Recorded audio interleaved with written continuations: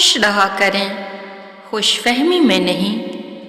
تعلقات مختصر ہی سہی لیکن منافقت سے پاک ہونی چاہیے۔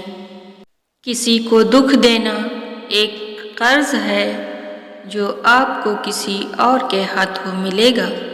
جب سمندر خاموش ہو تو گہرائی سے مذاق نہیں کرتے۔ یہ دل، یہ درد، یہ قصے، یہ لوگ، کل نفس ذائقۃ الموت۔ زندگی رنگین لفافے میں لپٹا ایک اداس خط ہے۔ دل اسی سے لگاؤ جس نے دل بنایا ہے۔ مومن وہ ہے جس کی تنہائی پاک ہے۔ بندے کی بہتری خدا سے بہتر کوئی نہیں جانتا۔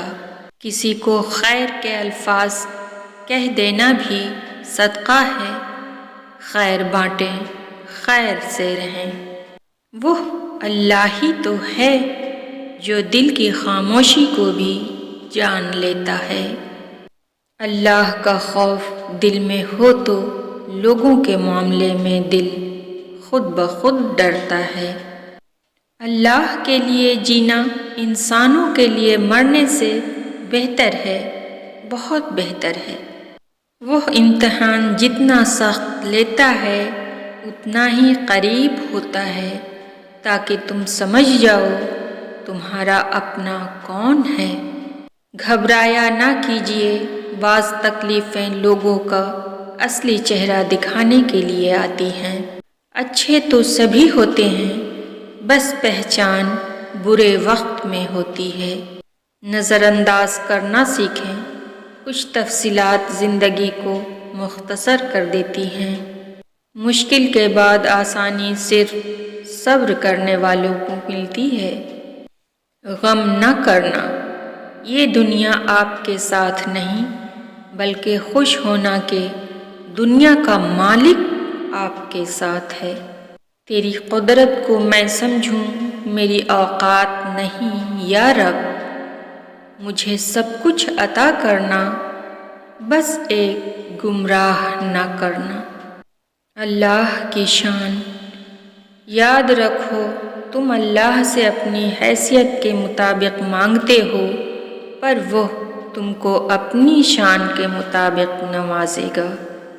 دیر ضرور لگتی ہے لیکن میرا اللہ دیتا ضرور ہے۔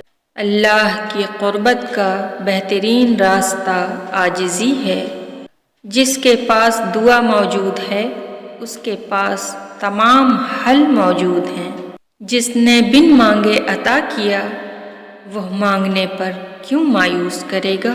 شکر ادا کرتے رہا کرو اس رب کا جو برداشت سے زیادہ دکھ نہیں دیتا مگر اوقات سے زیادہ سکھ ضرور دیتا ہے۔